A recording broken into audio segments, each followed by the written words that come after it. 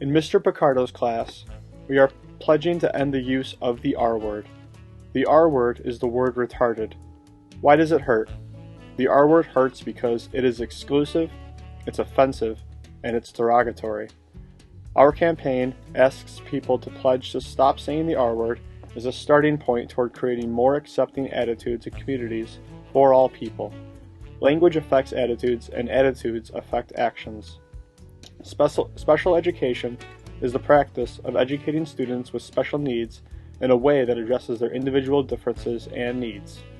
Ideally, this process involves the individually planned and systematically monitored arrangement of teaching procedures, adapted equipment and materials, accessible settings, and other interventions designed to help learners with special needs achieve a higher level of personal self-sufficiency and success in school and community that would be available if the student were only given access to a typical classroom education.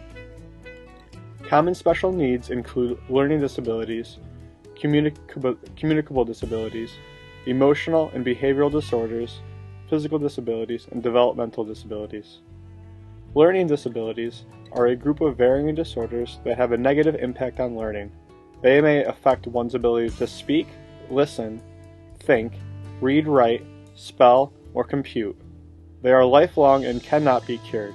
However, the effects of a learning disability may be mitigated to support learning, living, and earning, particularly when identified early and dealt with effectively. Currently, 2.4 million students are diagnosed with a learning disability and receive special education services in our schools. Students with learning disabilities continue to represent the largest group served by the Individuals with Disabilities Education Act. The Individuals with Disabilities Education Act is a United States federal law that governs how states and public agencies provide early intervention, special education, and related services to children with disabilities.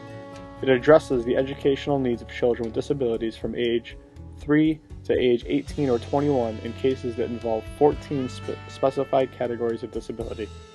While some educational outcomes for students with learning disabilities have shown improvements in recent years, overall they remain unacceptably low.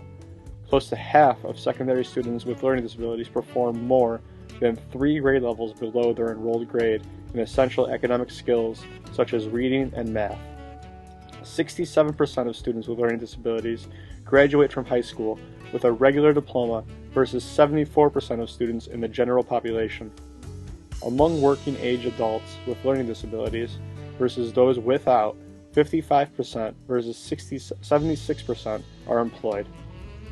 Intellectual disabilities refer to a group of disorders characterized by limited mental capacity and difficulty with adaptive behaviors such as managing money, schedules and routines, or social interactions.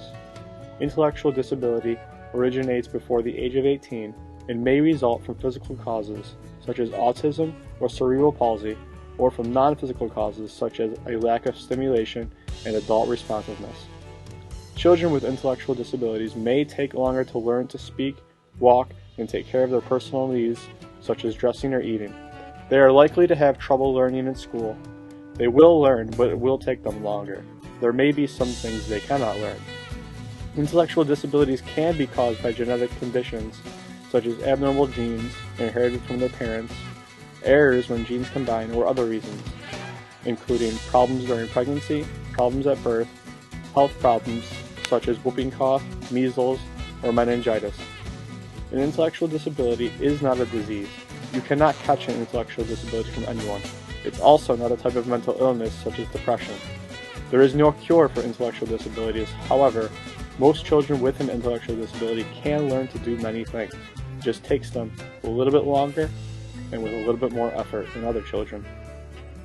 Emotional and behavioral disorders become apparent when the student displays a repetitive and impact persistent pattern of behavior that results in a significant disruption in other students and to themselves. Such disturbances may cause significant impairments in academic, social, and/or occupational functioning. Such a behavior pattern is consistent throughout the individual's life. The behaviors within emotional and behavioral disorders vary between individuals and include a large range of symptoms, such as bullying, physical aggression, destruction of property, harm to self, substance abuse, phobias, blaming others for wrong, doing physical abuse to others or to themselves, depression, withdrawal, obsessions and compulsions, anxiety, and academic problems.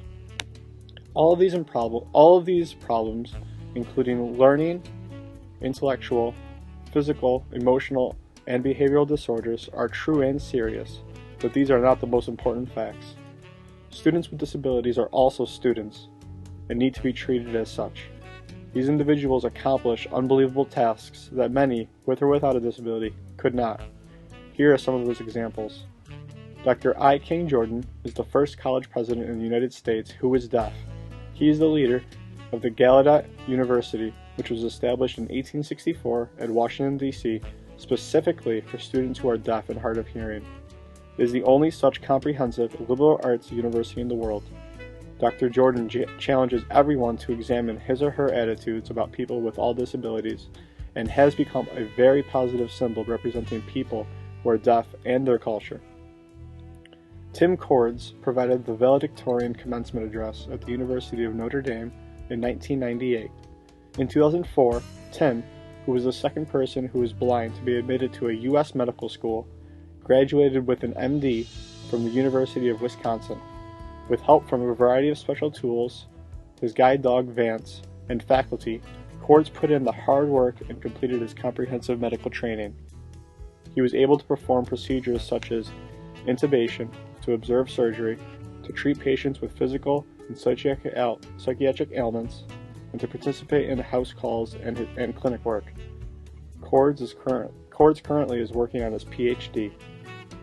Keisha Denise Cook is a 21-year-old music performance student at Volunteer State Community College in Gallatin, Tennessee. She has a hearing impairment and has worn hearing aids since she was 2. Keisha also has a visual impairment. When she was 12, she was diagnosed with retinitis pigmentosa, a progressive degeneration of the retinas. After earning her associate degree, Keisha hopes to transfer to Cumberland University to pursue degrees in music education. She loves to play the piano and trumpet, and she sings, writes, and composes her own songs. Keisha's goal is to let everyone know that no matter what your disability is, you can do anything you want if you really try hard and go for your dreams. These are 3 examples of individuals with disabilities and the amazing accomplishments that they made, although there are very many more out there that you can look up yourself or learn about. Individuals with disabilities learn, love, laugh, and play. This is why, in my classroom, Mr. Picardo's students will spread the word to end the word. Mr. Picardo's students pledge not to use the R word and to treat everyone with kindness, respect, and love.